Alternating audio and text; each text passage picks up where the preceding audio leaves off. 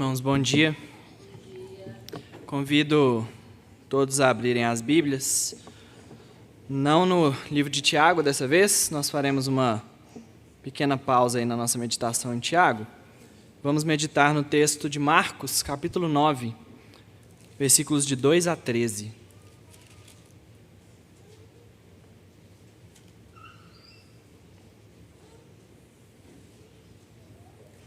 Marcos 9, de 2 a 13.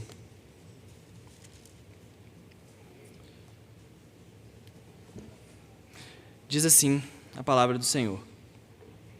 6 dias depois, tomou Jesus consigo a Pedro, Tiago e João e levou-os a sós, à parte, a um alto monte.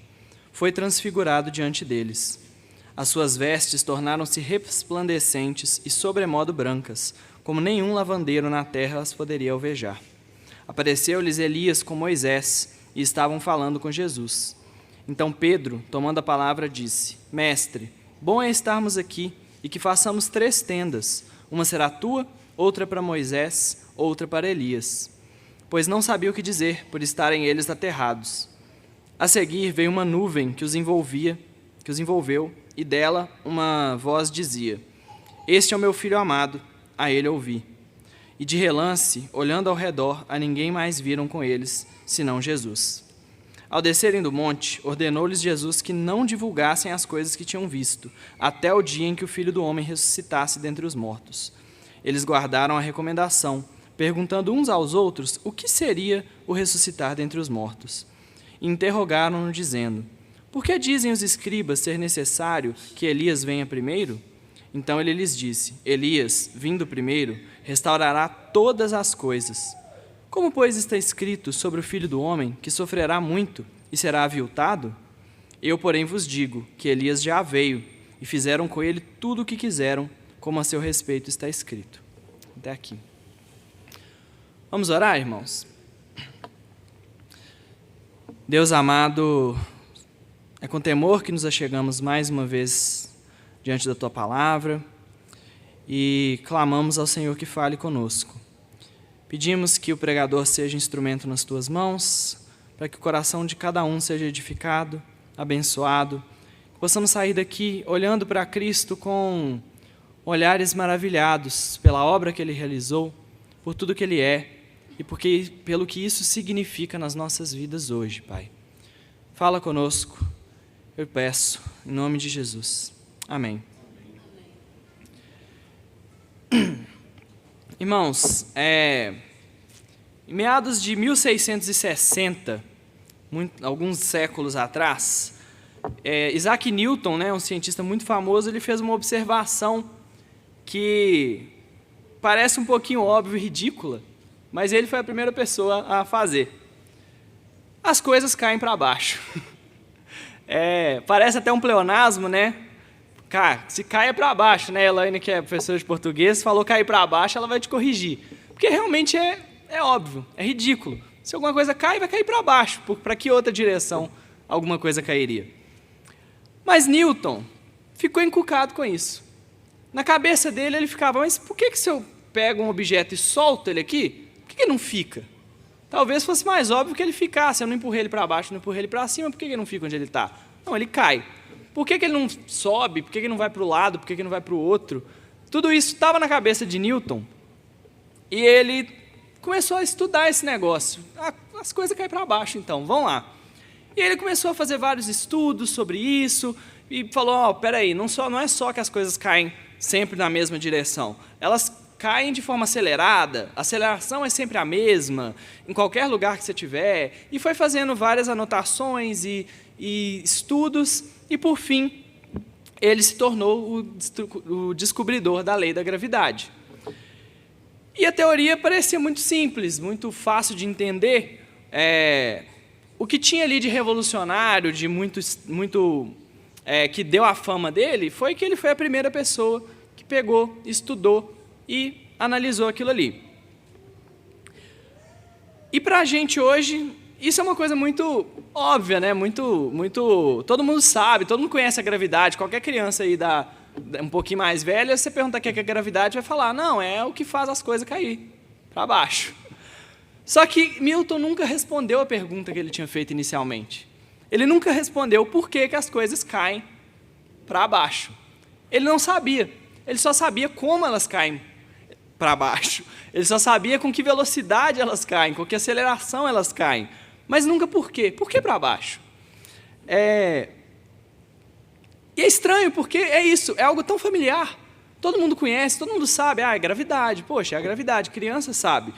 Mas então por quê, irmãos? Por que as coisas caem para baixo?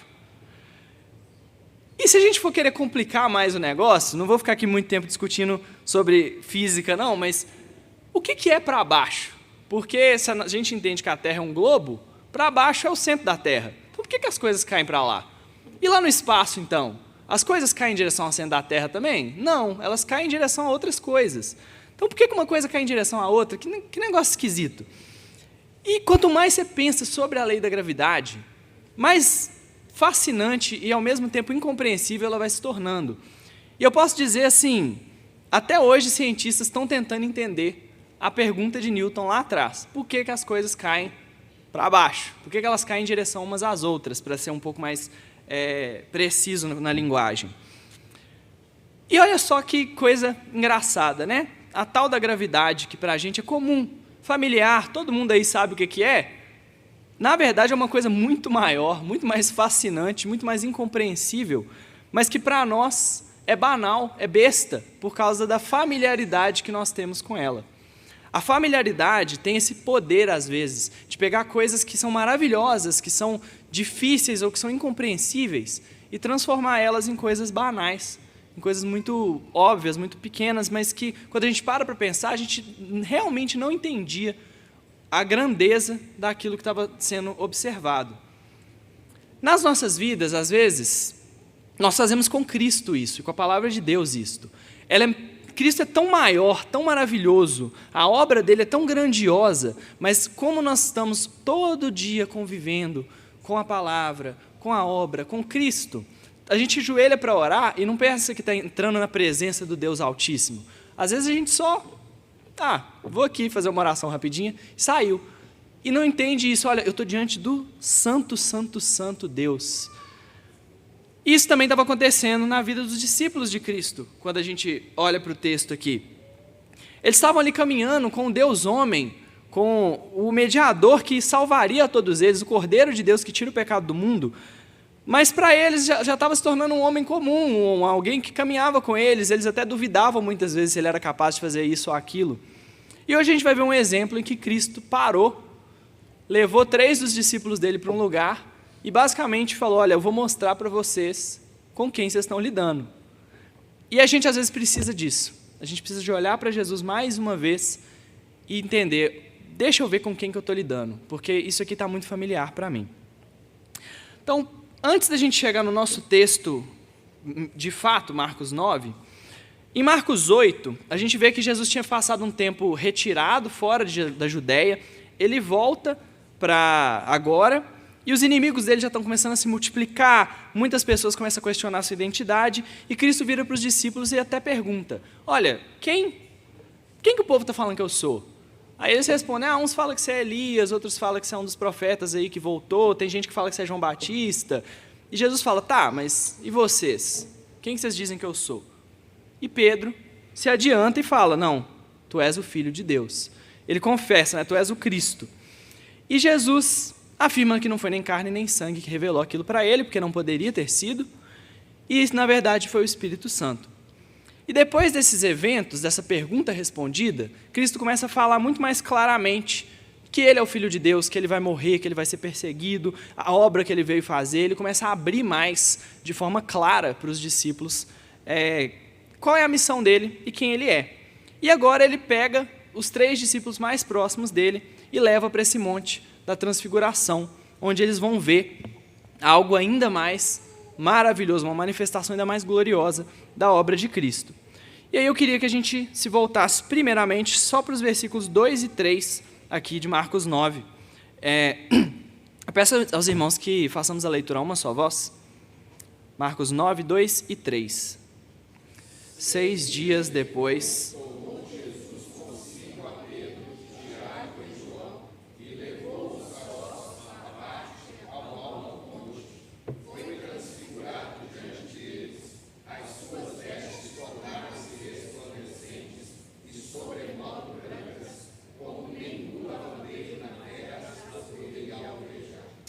Amém. Irmãos, o que eu queria que a gente meditasse nessa manhã é justamente isso. Cristo, no seu momento glorioso, ele se revela maior do que qualquer outras sombras que passaram anteriormente. E a primeira forma em que ele se revela é impureza jamais alcançada nessa terra. Esses versículos 2 e 3 fala desse momento que Jesus sobe para o monte e ele escolhe seus discípulos mais próximos, Pedro, Tiago e João, para que eles pudessem vivenciar uma coisa que o resto dos discípulos só iam vivenciar depois da ressurreição de Cristo, que era essa visão de Cristo glorificado diante deles. Esse era um privilégio, uma antecipação de um gozo incrível que eles teriam mais para frente, mas que Cristo agora estava sendo gracioso e dando para eles. E a gente vê um aspecto interessante na forma como Deus lida com os homens, né? Porque alguns poderiam dizer, por exemplo, Pedro foi escolhido porque foi ele que fez a confissão lá e falou, tu és o Cristo, né? Só que logo depois, quando Cristo começa a falar da morte e da ressurreição, Pedro fala, não, Senhor, isso não vai acontecer com você não, sai disso, para com essa bobagem. E Cristo chama ele de Satanás. Então, peraí, Pedro não merecia, né? Vamos combinar. Se a gente pensar, então, em Tiago e João, eles eram chamados o próprio Jesus apelidou eles de Boanerges, filhos do trovão. Devia ser gente fácil de lidar, né? Não devia ser nem um pouco difícil. Então, provavelmente, eles eram homens contenciosos, difíceis, briguentos, e chegaram até a ousar pedir para Cristo para sentar cada um do lado dele no trono, quando ele estivesse lá na glória. Cristo ainda fala com eles, vocês não sabem o que vocês estão me pedindo. Então, também, Tiago e João, não dá para olhar para eles e perguntar por quê. Por que foi Pedro, Tiago e João que foi escolhido? Nenhum deles tinha merecimento nenhum de subir naquele monte. Nenhum deles tinha feito qualquer coisa que comprasse a glória do que eles veriam ali. O motivo que eles estavam ali era um só. Cristo decidiu que ele ia amar eles e que ia dar para eles essa bênção. A graça de Cristo se manifestou e ele trouxe esses três. Por que os três? Porque Cristo decidiu que seriam aqueles três. Veio de Cristo a iniciativa de amar aqueles homens e de dar a eles essa bênção. Não era nada que eles tivessem feito. O agir da graça de Deus, dando a pessoas falhas e pecadoras coisas maravilhosas demais para elas. É sempre assim, irmãos. Sempre vai ser assim. Nós, pecadores, recebendo coisas que a gente não merece, que é muito maravilhoso para nós. E nesse evento, Marcos ele faz questão de explicitar um detalhe importante. As roupas de Cristo ficaram tão brancas que nenhum lavandeiro da terra poderia alvejá-las daquela forma. E às vezes é fácil a gente olhar para o passado, né, e fazer aqui uma exegese do texto falando assim, é porque naquela época, irmãos, tem que entender, a tecnologia não era tão avançada, né? O Marcos nunca tinha visto um Vênus para poder lavar a roupa de Cristo. Às vezes a gente pensa assim, né? Mas isso, além de ser, de certa forma, um preconceito histórico, não resolve a questão, porque Marcos fala, olha, não tem lavadeiro nessa terra, ele tinha convicção que não tem homem nesse mundo que lavaria a roupa de Jesus branca do jeito que ela estava ali. E a razão é porque o próprio Deus tinha transfigurado a roupa de Cristo e deixado ela branca. Então é óbvio que nem hoje nenhum lavandeiro da terra poderia lavar a roupa de Cristo e deixá-las brancas daquele jeito. E a gente vê isso, a transformação que Deus fez ali em Cristo atingiu o seu corpo, suas roupas e deu para ele essas vestes brancas. E essas vestes brancas levam a gente a pensar em outro lugar da palavra de Deus que vai mencionar vestes brancas. E é em Apocalipse. Apocalipse capítulo 7, eu peço aos irmãos que abram comigo. Apocalipse 7, de 13 a 15.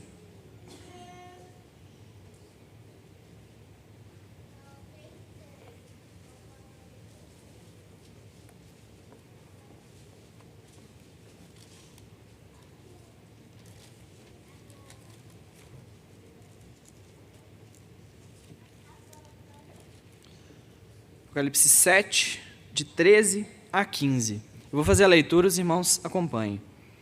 Um dos anciãos tomou a palavra, dizendo, estes que se vestem de vestiduras brancas, quem são e de onde vieram?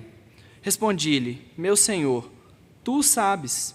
Ele então me disse, são estes dos que vêm da grande tribulação. Lavaram suas vestiduras e alvejaram no sangue do Cordeiro. Razão porque se acham diante do trono de Deus e o servem de dia e de noite no seu santuário. E aquele que se assenta no trono estenderá sobre eles o seu tabernáculo. Vejam que essas vestes brancas de Cristo agora são colocadas no povo de Deus em Apocalipse. E o que elas representam? Lá em Apocalipse, são a pureza que os homens só vão alcançar depois de lavar suas vestes no sangue do Cordeiro. É o perdão dos pecados de Deus, é esse estado de santidade completa que nós só alcançaremos mediante a obra de Cristo. O Pai revela ali, diante dos olhos dos discípulos, a pureza do nosso Senhor. As vestes dele não precisavam ser lavadas no sangue do Cordeiro como as nossas. Elas já eram brancas, porque ele era puro. Nenhum lavadeiro da terra poderia alvejar aquelas vestes desse jeito, justamente porque só o sangue do Cordeiro pode limpar tão profunda e tão completamente. E, irmãos, olhando para essa pureza de Cristo, a gente não pode deixar de se maravilhar que ele tenha padecido de homens pecadores e sujos como nós, que são incapazes de se limpar e estar limpos e puros diante dele. Vejam que o amor de Cristo é tão grande que ele não só anda no meio dessa sujeira nossa aqui desse mundo, mas ele promete que nós poderemos ter vestes tão puras quanto as dele, mediante a obra que ele fez. O sangue de Cristo é tão puro que ele lava a sujeira do pecado. E a caminhada dele para a cruz apontava justamente para isso. As vestes dele já eram brancas. Ele não estava indo lavar as próprias vestes. Ele estava indo para derramar sangue que fosse capaz de tornar as nossas vestes brancas como a dele. Então, os discípulos, ao olharem para as vestes brancas de Cristo, estavam olhando para as vestimentas que eles próprios vestiriam no futuro, quando Cristo completasse a sua obra. E mesmo assim, Pedro tinha coragem de falar, não, Senhor, não faça uma coisa dessa. Ele não entendia o que ele estava dizendo ali. E nós, às vezes, somos assim, a gente quer impedir a obra de Deus porque a gente não entende. A gente não entende o que Deus está fazendo na nossa vida. Mas ele vai à frente, justamente porque o amor dele é tão perfeito, que ele não vai parar a obra dele para ter compaixão de nós, sendo que pará-la seria pior para nós. Esse é o nosso Deus. Por isso Cristo estava ali mostrando as vestes brancas e puras que ele tinha recebido do Pai. Só que, se a gente olha para a promessa de Apocalipse, a gente vê mais um paralelo ainda entre esse evento da vida de Cristo e o que está acontecendo lá na frente em Apocalipse. Porque a promessa de Apocalipse 7,15 é: e aquele que se assenta no trono estenderá sobre eles o seu tabernáculo. Então, a promessa aqui, Deus vai estender o tabernáculo dele sobre os santos. Só que o que isso significa? O que significa para nós hoje, para o texto aqui da transfiguração? Vamos ver esse segundo aspecto da revelação de Cristo, que é que Cristo se revela sem véu e ele anula todas as sombras. Versículos de 4 a 8, irmãos. Leiamos a uma só voz mais uma vez, por favor. Apareceu-lhes Elias com Moisés. E estavam falando com Jesus. Então Pedro, tomando a palavra, disse: Mestre, como esses caras aqui, e façamos 3 tendas, uma será tua, outra para Moisés e outra para Elias, pois não sabiam o que dizer, por estarem eles aterrados. A seguir veio uma nuvem que os envolveu, e dela uma voz dizia: Este é meu filho amado, a ele ouvi. E de relance, olhando ao redor, a ninguém mais viram com eles, senão Jesus. Então Jesus foi transfigurado diante dos discípulos, e agora Moisés e Elias aparecem e começam a falar com ele. E essas duas figuras, eu tenho certeza que a maioria dos irmãos sabe, eles eram muito importantes para o povo de Israel. Moisés era aquele por quem Deus deu a lei para o povo e transformou Israel numa nação. E Elias, ele era considerado um representante de todos os profetas. Então ali diante de Deus, diante de Cristo, a gente tinha a lei e os profetas manifestados em 2 homens, e eles conversavam com ele. Pedro olha para aquilo e fica aterrado, e ele começa a falar qualquer coisa que vem na cabeça dele, fala: Cristo, vamos fazer 3 tendas aqui, uma para cada um. E a gente entende, irmãos, que provavelmente o evangelista Marcos, ele escreve o evangelho dele com base nos relatos que Pedro tinha da vida de Jesus. Então o evangelho de Marcos tem muito de Pedro aqui. Então é possível até imaginar Pedro contando para Marcos, depois da ressurreição, aquilo que aconteceu, falando: Marcos, eu nem sei o que eu estava falando ali, eu soltei que era para fazer 3 tendas e tal. E tem muita gente que fica pensando, né, o que estava passando na cabeça de Pedro? Eu já vi pessoas falando que Pedro estava achando tão bom ali no Monte da Transfiguração que ele não queria descer e queria fazer as tendas para ficar morando lá. Só que ele não falou que ia fazer uma tenda para ele.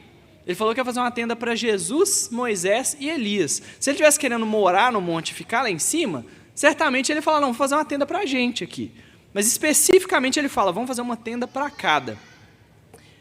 Isso é importante porque, irmãos, na mente de um judeu daquela época, a tenda remetia na hora para o tabernáculo em que ficava a Arca da Aliança. Na cabeça dele, pensou essa tenda ali como uma figura importante da lei, ou o próprio Deus, aquilo ali é a tenda da Arca. Pedro estava querendo que Moisés e Elias, Jesus ficasse ali no monte, ficasse numa tenda, da forma semelhante a como a Arca da Aliança ficava no passado. Porque essa era a mente do Pedro, que foi criado no mundo judaico. Pedro estava acostumado a se relacionar com Deus, sempre através de um véu, sempre através de algo que o separasse de Deus. Essa era a mente dele. Não, tá Jesus, Moisés e Elias aqui, eu estou vendo Jesus glorioso desse jeito, vamos fazer 3 tendas agora. Porque essa é a forma que eu me relaciono com Deus, eu tenho que ter esse véu, essa separação, para que não haja esse contato direto entre nós. E era isso aí que Pedro estava querendo fazer. Botar 3 tendas para que eles ficassem ali. Só que aí, o incrível é isso, que para surpresa de todo mundo, sem tenda, sem tabernáculo, sem nada, a fumaça da presença de Deus desce naquele monte e envolve a todos eles ali. Então ali estava esse homem, Pedro, judeu, com essa imagem de Deus como esse ser sempre separado ali, diante, primeiro, de Deus encarnado, Cristo na frente dele, mas a própria fumaça da presença de Deus se manifestando ao redor dele, sem a necessidade de tenda, tabernáculo, véu, nada que separasse os homens de Deus naquele momento ali. Isso é significativo porque já tinha acontecido uma coisa parecida no passado. No capítulo 40 de Êxodo, versículos 34 e 35, diz assim: Então a nuvem cobriu a tenda da congregação e a glória do Senhor encheu o tabernáculo. Moisés não podia entrar na tenda da congregação, porque a nuvem permanecia sobre ela, e a glória do Senhor enchia o tabernáculo. Então vejam que tem um paralelo muito grande entre Êxodo e esse momento aqui em Marcos, mas também tem muitos contrastes. Enquanto a nuvem de Deus veio sobre a tenda, e ninguém podia entrar nela, nem Moisés, porque Deus estava ali, agora a nuvem desceu, e eles estavam todos ali, e estavam todos bem, porque Cristo estava no meio deles. Se a gente olhar para Moisés, e a gente vê ele que não podia entrar na tenda sem ameaça de ser destruído pelos próprios pecados, e agora está diante da presença de Deus, a gente vê uma manifestação maior ainda da graça de Deus. Em primeiro lugar, porque ele entra na nuvem que ele não podia ter entrado no passado. Em segundo lugar, porque ele tinha pedido a Deus o seguinte, Êxodo 33, 18 a 20. Então ele disse, rogo-te que me mostres a tua glória. Respondeu ele, Deus, farei passar toda a minha bondade diante de ti, e te proclamarei o nome do Senhor. Terei misericórdia de quem eu tiver misericórdia, e me compadecerei de quem me compadecer. E acrescentou, não me poderás ver a face, porquanto homem nenhum me verá a face e viverá. Então Moisés tinha pedido para ver a Deus, e Deus falou, Moisés, eu não posso te mostrar minha face, porque se eu mostrar você vai morrer, porque homem nenhum viverá depois de ver a minha face. E ele não pôde, então, ver a face de Deus lá atrás. Mas agora ele estava olhando diretamente para a face de Deus, na pessoa de Cristo glorificado diante dele. O pedido que Moisés fez lá atrás era concedido agora para ele, conversando de face a face, para Cristo. Estava diante de Deus e olhando para a face de Deus. E é porque Deus foi gracioso com ele e resolveu atender esse pedido. E mais ainda a gente vê, porque Moisés morreu sem entrar na Terra Prometida, e agora ele estava dentro da Terra Prometida e conversava com o próprio Deus encarnado diante dele. Então vejam, irmãos, como que Deus é gracioso, como que Ele é maravilhoso, e mais uma vez Ele se revela e dá a nós coisas que nós não merecemos. Moisés não tinha merecido nunca entrar na Terra Prometida, ele pecou, ele errou, e Deus falou com ele, você vai morrer sem entrar. Ele morreu sem entrar, mas depois da morte Deus deixou ele ir lá para dentro. Então vejam que a obra de Jesus é grandiosa a esse nível. Ela dá a homens acesso à presença de Deus, não só Moisés, mas Elias, os discípulos todos ali, todos indignos, todos pecadores, todos homens que não tinham qualquer merecimento para estar ali, mas estavam envoltos pela nuvem da presença de Deus, sem medo, sem temor de serem destruídos, porque Cristo havia permitido a entrada deles ali. Em Jesus, não tem necessidade de véu que separe Deus dos homens, não tem necessidade de tenda que oculte a Deus. Está tudo aberto, está tudo diante de nós. Os homens são verdadeiramente reconciliados com o Senhor e podem se achegar a Ele somente pela obra de Cristo. Só que essa revelação vai além e vem uma voz do céu. E essa voz, aquela mesma voz terrível que a gente leu na liturgia, que fez o monte Sinai fumegar, que fez as trombetas tocarem, o povo tinha medo de chegar no monte, que se alguém tocasse no limite do monte, ele teria que ser morto. Essa mesma voz agora dá uma mensagem que é definitiva. Este é meu filho amado, a ele ouvi. Não tinha mais dúvida, aquela voz do Sinai, o próprio Deus revela que Jesus era seu filho. E a gente vê no passado que Moisés tinha proclamado para o povo de Deus, em Deuteronômio 18:15, o Senhor teu Deus te suscitará um profeta no meio de ti, de teus irmãos, semelhante a mim, a ele ouvirás, no futuro. Agora, Deus no presente fala, este é meu filho, a ele ouvi. Então Deus está dizendo, está revelando quem Cristo é, e é interessante porque assim que Deus termina de falar, este é meu filho amado, a ele ouvi, Moisés e Elias desaparecem da cena e fica só Cristo com eles. Não tinha como Deus ser mais claro nesse momento. Olha, isso aqui tudo ficou no passado. Moisés, Elias, eram sombras, estava apontando para esse homem aqui. Esse homem agora é meu filho amado, a eles vocês vão ouvir. Não tem mais necessidade de ter Moisés e Elias aqui entre vós. Isso é incrível porque há pouco Pedro estava querendo uma tenda para os três ficarem lá. E agora Deus deixa claro, olha, Moisés e Elias passaram, eles estavam apontando para Jesus. Ouçam ao meu filho amado. E então, irmãos, a gente tendo essa visão incrível de Cristo revelado, que joga fora a tenda, joga fora o tabernáculo, tudo que era símbolo, tudo que era parafernália, tudo que era bobagem, e agora mostrava só servia para mostrar Cristo, e que agora com Cristo revelado se torna inútil. Vamos pensar que a gente já tem tudo que a gente precisa para o nosso culto. A gente já tem tudo que a gente precisa para adorar a Deus. A gente não precisa mais de trazer trombeta aqui para frente para tocar, entrar a Arca da Aliança no meio e botar aqui. Esses dias eu vi um amigo de infância meu, que era da Igreja Batista, e está numa igreja dessas confusas aí agora, ajoelhado diante de uma Arca da Aliança, uma réplica da Arca da Aliança. Por quê? Porque o nosso coração se apega à sombra, se apega ao símbolo, se apega ao que desvanece, ao que acabou. Mas nós temos que olhar para o Cristo, para o Filho de Deus, porque o resto passou.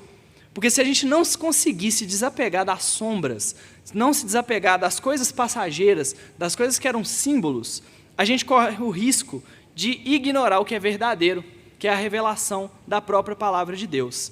E muitos cometeram esse erro, irmãos. E nós temos que tomar cuidado para não cometer também. Não negligenciar a palavra de Deus e ficar com aquilo que é passageiro. Às vezes a gente cria tradições demais, coisas demais que serviam objetivos específicos no passado, mas a gente está tão apegado àquilo que a gente esquece de Cristo. É a profetada, é o símbolo, é o castiçal, a menorá com as velas e com aquelas coisas todas. Nosso coração gosta disso porque ele é idólatra, mas nós já temos a palavra de Deus revelada em Cristo Jesus. A gente não precisa de nada além disso. Então, mais uma vez, minha insistência aqui é essa. Vamos olhar para a Bíblia, para Cristo, para quem Ele realmente é e nos maravilhar com isso, porque é suficiente. A gente não precisa de mais nada. E aí, um último aspecto que eu queria meditar com os irmãos é que Cristo se revela, mas muitos não entendem. Versículos de 5 a 13 agora. Versículos de 9 a 13. A descerem do monte, ordenou-lhes Jesus que não divulgassem as coisas que tinham visto.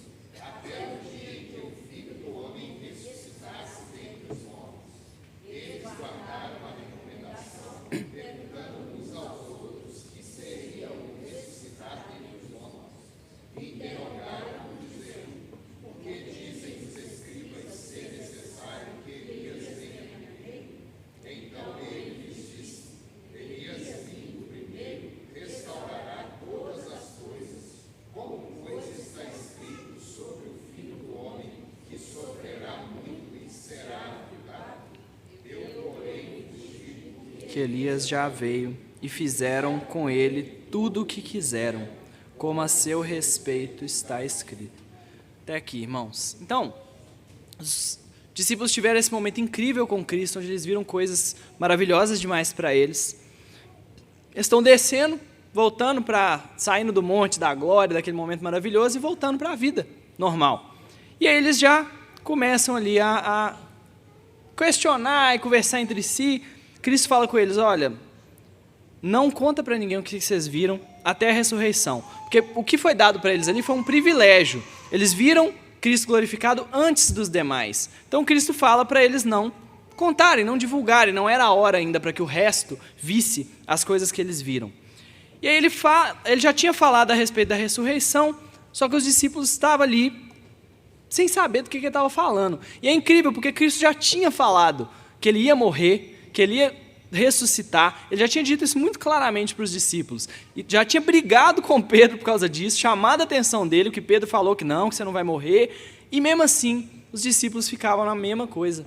Mas o que é esse negócio de ressurreição dentre os mortos? Do que ele está falando? Parece que Cristo revelava cada vez mais claro, falava, mas eles não conseguiam entender. O coração deles estava duro ainda, estava ainda com dificuldade de compreender o que estava acontecendo diante dos olhos deles. E é incrível que diante de tudo que eles viram, de Cristo glorificado, ainda tinha incredulidade no coração, ainda tinha dificuldade de entender, os olhos deles ainda não conseguiam ver com clarezas. E talvez por causa do que eles tinham acabado de ver Elias ali, eles começam a perguntar: mas Jesus, Malaquias tinha falado que Elias ia vir primeiro? Como é que funciona isso, né? E realmente é uma profecia. Malaquias 4, 5 e 6 fala: eis que vos enviarei o profeta Elias, antes que venha o grande e terrível dia do Senhor. Ele converterá o coração dos pais aos filhos e o coração dos filhos a seus pais, para que eu não venha e fira a terra com maldição. E aí Jesus faz uma observação perspicaz, inteligente. Ele fala: se Elias, quando vir, ele vai restaurar todas as coisas, por que está falando então que o Messias, o Filho do Homem, vai ser humilhado, vai sofrer? Não faz sentido, porque se Elias restaurou tudo, por que eles iam fazer isso com o Filho do Homem? E aí ele fala: olha, Elias já veio sim, vocês fizeram com ele o que vocês quiseram. E o evangelista Mateus, ele explica que Jesus estava se referindo a João Batista. Então, Elias veio no espírito de João Batista e João Batista veio no espírito de Elias e fez exatamente o que Elias fazia. Chamou o povo para se arrepender e consertar a sua vida. Ele preparou o caminho para o Senhor, de fato. Ele restaurou as coisas, não todas, mas restaurou as coisas para que o Cristo viesse. Só que o povo não se arrependeu. O povo não voltou atrás. E pelo contrário, João foi preso, eles cortaram a cabeça dele e entregaram ela numa bandeja de prata. Fizeram com João o que depois eles fariam com Jesus também: matar, rejeitar e humilhar. O entendimento aqui é muito claro. Do mesmo jeito que os discípulos não tinham conseguido entender ainda quem Cristo era, mesmo depois de ver diante dele tudo que eles viram, mesmo diante dos milagres, mesmo diante da transfiguração, o povo também teve Elias ali, teve João Batista, e também não entenderam. O coração deles também continuou duro. E a pergunta para nós hoje, irmãos, para cada um aqui é: será que você também não é assim? Quanto que você conhece já de teologia, da palavra de Deus? Quantos estudos de escola bíblica a gente já não teve? Às vezes, se pedir para alguns aqui falar sobre Cristo, sobre, a natureza divina e humana de Cristo, muita gente aqui dá aula. Mas o que isso quer dizer para você? Para a sua vida? O que significa dizer que Deus se encarna no corpo de um homem?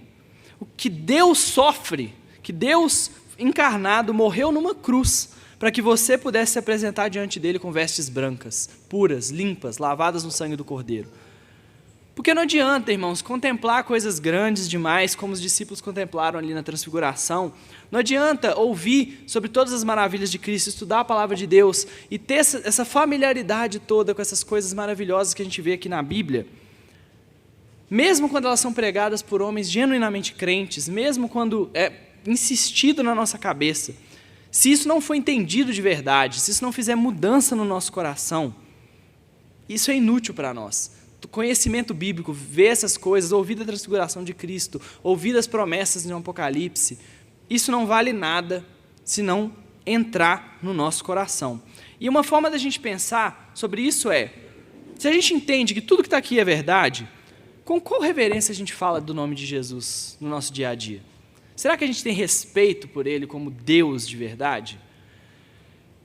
Com que gratidão a gente pensa nas obras de Cristo, principalmente na obra dele naquela cruz redentiva? O que isso gera no nosso coração? Como que você tem reagido à pregação da palavra que é pregada todo domingo, e às vezes você escuta a pregação na sua casa, às vezes você senta e faz o culto doméstico? Como que seu coração reage à palavra de Deus?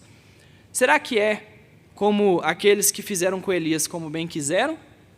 Ou seu coração tem sido capaz de compreender as maravilhas do nosso Senhor? Quão familiar e banal a palavra de Deus tem sido para você, meu irmão? O seu trato com ela, como que tem sido? A gente tem que ter cuidado com isso. Já para concluir, irmãos, ao longo da caminhada com Jesus, os discípulos tiveram cada vez mais uma visão mais clara de quem Ele era, até culminar na ressurreição e na glorificação dele, onde eles realmente viram Ele se assentar à destra de Deus. Hoje a gente viu um evento extraordinário que com certeza mudou a forma que Pedro, Tiago e João olhavam para o Senhor. Mas quanto a você, mudou? Como que você tem olhado para Cristo?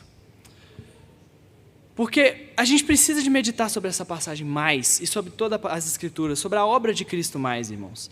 Quando você lê a Bíblia, e especificamente na passagem que nós lemos hoje, olha para as vestes brancas de Cristo, e não veja só vestes brancas, veja a pureza do homem mais santo que já viveu na terra, e a promessa dessa mesma pureza que foi conquistada por Ele para você. Ao olhar a nuvem que desceu, vejam o acesso à presença de Deus sem medo, sem pavor, que Cristo conquistou na cruz, também para nós.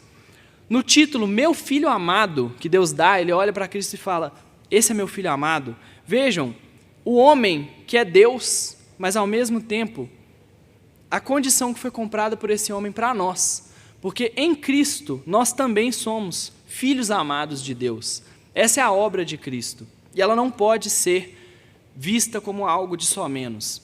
Cristo é inigualável, e para nós, Ele é o único lugar onde nós podemos colocar nossa esperança. Que Deus nos ajude, irmãos, cada vez mais a olhar menos para nós, mais para Ele, e a sermos menos familiarizados com essa palavra de forma que ela se torne banal, que a nossa familiaridade torne-nos mais maravilhados, mais cheios de amor e mais cheios de admiração pela obra que o Senhor fez naquela cruz por nós. Queria convidar o reverendo Giovan para encerrar.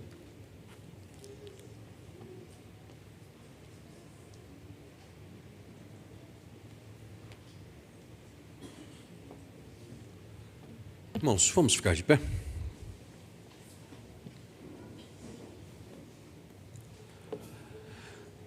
Senhor nosso Deus, nossa religiosidade tem nos tirado privilégios porque tratamos as coisas como de só menos. Nós ouvimos a exposição das Escrituras, nós temos estudos bíblicos, nós temos acesso a versões da Bíblia como nunca antes houve sobre a face da terra. Mas, ó Deus, o que estamos fazendo com tudo isso? O nosso coração está aquecendo ou o nosso coração está esfriando? Deus, na antiguidade, as pessoas ouviam um sermão de 4 horas. Hoje nós estamos felizes de ouvirmos um sermão de 40 minutos. Ó Deus, nos leva para casa pensativos sobre o que está acontecendo conosco à luz daquilo que nós ouvimos aqui. Que o Senhor inflame o nosso coração, porque nós não estamos pagando um sacrifício da missa. Não, Senhor, nós estamos vindo aos Teus altares com privilégio, como aqueles que têm prazer na presença do Deus Altíssimo. Que possamos voltar daqui a pouco para usufruir mais daquilo que o Senhor está nos dando, porque um dia isso vai ser retirado e nós teremos saudades. Em nome de Cristo é que oramos, ó Deus. Amém. Recebei a bênção, queridos, que a graça e a paz do nosso Senhor e Salvador Jesus, que o amor de Deus, o eterno e soberano Pai, e que as consolações benditas do Deus Espírito Santo estejam convosco, o Israel de Deus, agora e para todo sempre. Amém.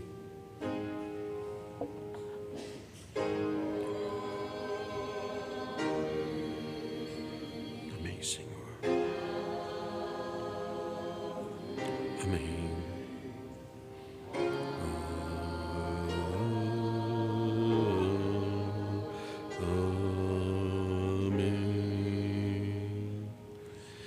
Assentados, queridos, e ouvindo o pós-lúdio, nós estamos encerrando.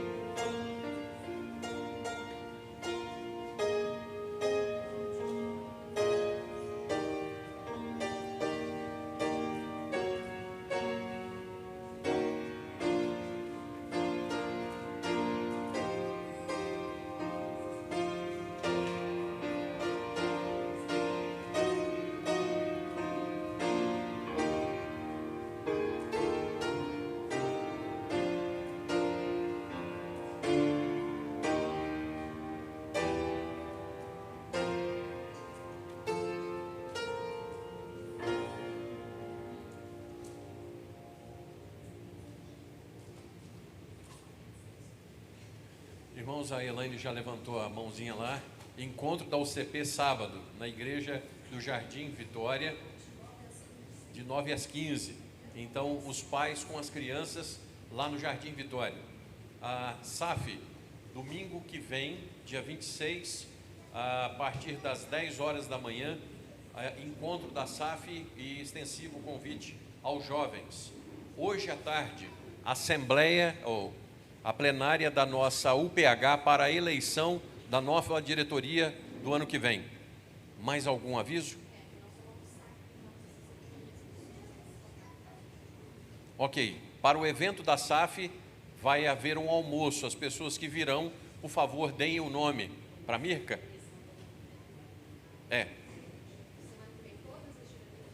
Sim.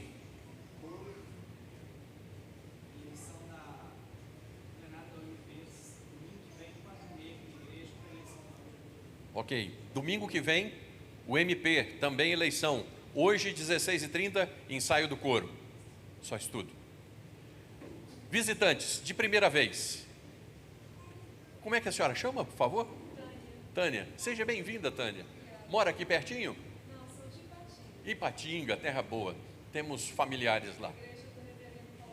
Paulo Fontes, muito bom. Do Getro e da Edeuze, coisa boa, muito bom. Oh, que bênção. Obrigado, viu, Tânia? Mais alguém de primeira vez? Irmãos, não deixem de cumprimentar os visitantes. Eu tenho certeza que quando a gente vai para outra igreja, é gostoso receber um abraço, né? Ide em paz e até às 18 horas.